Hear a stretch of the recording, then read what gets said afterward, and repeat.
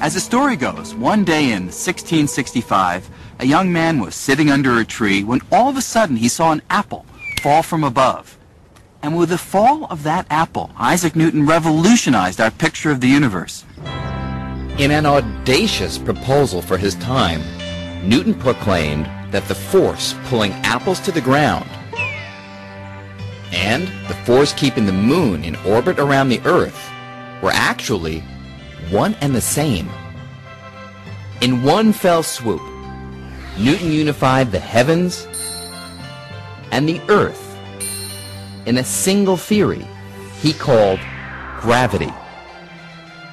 The unification of the celestial with the terrestrial, that the same laws that govern the planets in their motions govern the tides and the falling of fruit here on Earth. It was a fantastic unification of our picture of nature. Gravity was the first force to be understood scientifically, though 3 more would eventually follow.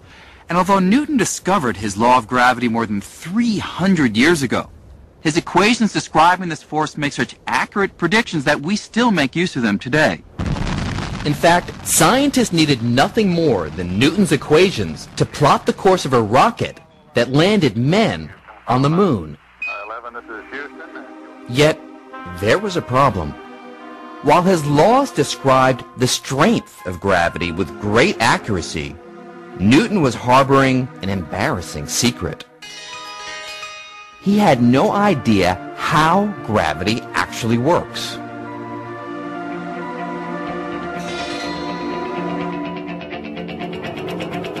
For nearly 250 years, scientists were content to look the other way when confronted with this mystery. But in the early 1900s, Einstein embarked on a solitary quest to solve this mystery. After nearly 10 years of racking his brain, he found the answer in a new kind of unification. Einstein came to think of the 3 dimensions of space and the single dimension of time as bound together in a single fabric of space-time.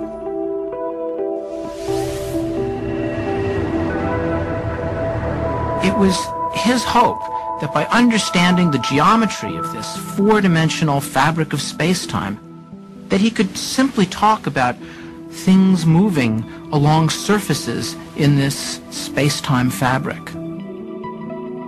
Like the surface of a trampoline, this unified fabric is warped and stretched by heavy objects like planets and stars. And it's this warping or curving of space-time that creates what we feel as gravity. A planet like the Earth is kept in orbit not because the sun reaches out and instantaneously grabs hold of it, as in Newton's theory, but simply because it follows curves in the spatial fabric caused by the sun's presence. Einstein gave the world a new picture for what the force of gravity actually is. It's warps and curves in the fabric of space and time. Einstein called this new picture of gravity general relativity. And within a few short years, Albert Einstein became a household name. Desses aspectos experimentais, o objetivo do trabalho hoje, pegar o experimento e mandar ver, vai lá. A gente viu, a primeira coisa, segundo Tobias, tem uma parte no vídeo que mostra o lançamento do foguete, que foi a missão à Lua. E na Lua o homem pulando, e parece que ele pula em câmera lenta e vai alto e demora a cair. Isso porque a atração da Lua, a atração que o homem tem à Lua, que é a força-peso dele, é menor na Lua, porque G é menor na Lua. G é uma variável de planeta para planeta, e na superfície do planeta ela é constante. A força G ela é diretamente proporcional ao tamanho do planeta. Então, como a Lua é bem menor do que a Terra, a atração é bem menor também. Por isso a força G é menor e ele tem menos atração. Então ele pode pular e ficar mais tempo no ar. Depois, então, aí seguindo no vídeo, falaram que apesar de Newton ter descoberto o princípio da gravitação universal e ter aplicado ele tanto para a Terra quanto para o universo em geral, ele não tinha realmente uma ideia clara e perfeita de como e por que ela funcionava. Daí, essa ideia continuou até Einstein, que realmente elaborou uma teoria do espaço-tempo, dizendo que eles se emaranhavam fazendo aquela malha que a gente viu e que, na verdade, a trajetória circular da elíptica dos planetas era dada não como o Newton falou instintivamente, pela força pelo Sol ir e agarrar os planetas. Era, na verdade, porque ele descreveu a trajetória que era dada por essa malha que tinha sua superfície modificada por grandes objetos como o próprio Sol. Falar um pouco sobre a lei da gravitação universal.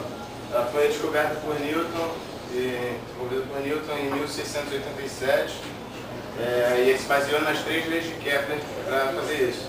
Essa lei diz que 2 objetos, quaisquer que sejam, eles se atraem entre si, e essa atração vai depender das massas e das distâncias desses objetos. E aí a fórmula é aquela, como o Sarah explicou, que... Não, já foi visto. A força gravitacional é igual à constante universal da atração. Seria bom se tivesse no vídeo, isso que é interessante. Como é que isso aí aparece ali nos planetas? Qual é a diferença do Mercúrio para a Terra? A massa e a distância. Como é que fica ali? E essa lei de a massa maior e a distância menor sobre a distância ao quadrado. Ou Pergunta filosófica, por exemplo. É inversamente proporcional à distância e diretamente proporcional à... Vai ser a matemática, agora a filosófica. Em que esse conhecimento vai mudar no meu vida? A sua atração. Você vai saber a sua atração com outro objeto. Vai mudar muita coisa. Eu tenho uma atração com você diferente da atração.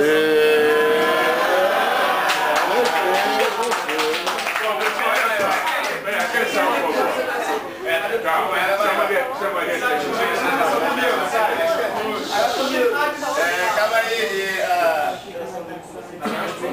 Tá. E eu só deixar claro que essa constante é a mesma no vácuo, seja em qualquer, no vácuo, no ar, ela é constante para o universo todo. E a Maria vai falar umas curiosidades da... Não, porque nós já estourou para a Maria. Bom, primeiramente essa força ela ocorre sempre entre 2 corpos, mas ela só pode ser vista em corpos de massas grandes, ou pelo menos um deles, porque ela é proporcional ao quadrado da massa. O que o Lucas falou sobre... Não, desculpa, o quadrado da distância. Desculpa.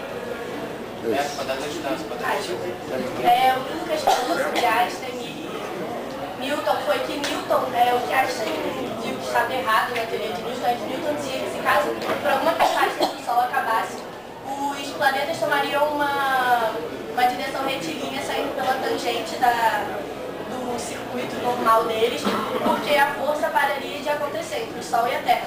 Só que Einstein provou que isso aconteceria apenas 8 minutos depois, visto que a gravidade teria a mesma velocidade da luz, porque formaria uma onda naquele gráfico espaço-tempo e tecido, sei lá. E aí, essa onda chegaria apenas 8 minutos depois na Terra, fazendo com que o planeta mudasse seu perfil.